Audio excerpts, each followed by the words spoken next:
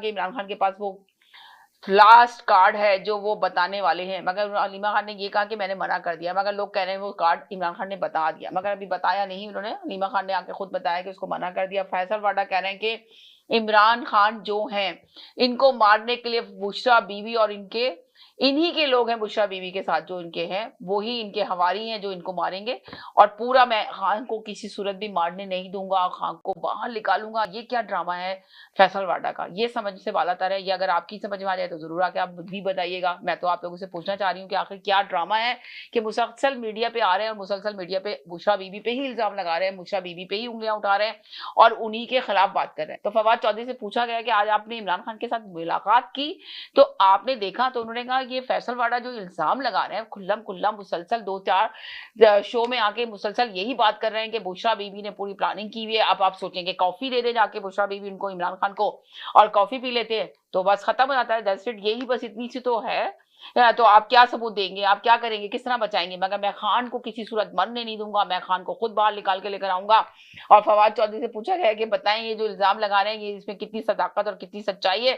تو فواد چودھری نے کہا کہ یہ ان کا ہو سکتا ہے بیان، مگر میرا نہیں ہے، اس لیے کہ میں نے عمران خان سے گفتگو کی۔ انہوں نے کہا بشرا بی بی ایک بہت بہادر خاتون ہے اور بہت اچھی طریقے سے انہوں نے لیڈ کیا۔ انہوں نے کہا میرے کہنے پر ہی انہوں نے لیڈ کیا، عمران خان نے یہ کہا، اور انہوں نے ان کی تعریف کی، ان کو کوئی ان کے اوپر شک نہیں ہے، عمران خان کو نہیں ہے۔ انہوں نے کہا کہ عمران خان کچھ کمزور ہو چکے ہیں مگر بہت فٹ تھے اور اپنے موقف سے کسی صورت بھی ہٹنے کے لیے تیار نہیں ہے، یہ فواد چودھری نے کہا۔ اور انہوں نے یہ بھی کہا ساتھ میں کہ ہمارے ایسے ہی لیڈر کو، پاکستان کو ایسے ہی لیڈر کی ضرورت ہے اور ہمیں چاہیے کہ ہم عمران خان کے ساتھ بیٹھ کے مذاکرات کرنے کی ضرورت ہے، تمام سیاسی پارٹیوں کو مذاکرات کرنے کی ضرورت ہے اگر ملک کو بہتری کی طرف لے کے جانا ہے، اور ہمارا جو لیڈر ہے وہ عمران خان ہی ہے، اس وقت پاکستان کو عمران خان ہی سنبھال سکتا ہے۔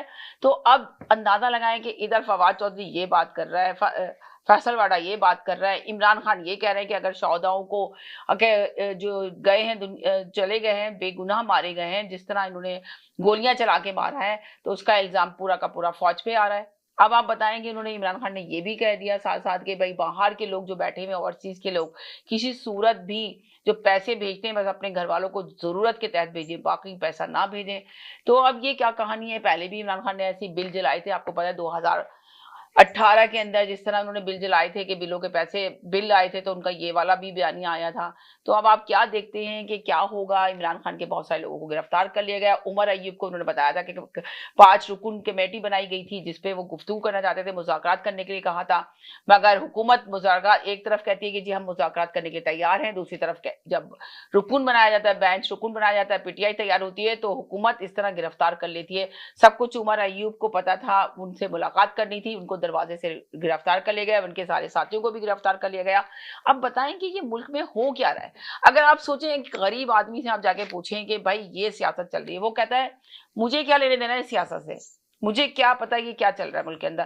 ملک میں تو اس کو، غریب آدمی کو کیا چاہیے؟ 2 وقت کی روٹی چاہیے، جو اس کے لیے نہیں ہے۔ اس وقت حالات دن بہ دن خراب ہوتے جا رہے ہیں۔ یہ جو آپ ویڈیو دیکھتے ہیں، جو آپ کو نظر آتی ہے کہ مریم نواز صاحبہ یہ کر رہی ہیں، یہ کر رہی ہیں، یہ سب کچھ ڈرامہ ہو رہا ہے، ڈرامہ کہانی چل رہی ہے یہاں پہ، وہاں پہ کچھ بھی نہیں ہو رہا ہے۔ ایسے ملک کے اندر ایسے حالات بہتر نہیں ہیں، ملک کے حالات دن پہ دن خراب ہو رہے ہیں۔ آپ دیکھیں نا، نوجوان طبقہ مایوس ہو چکا ہے۔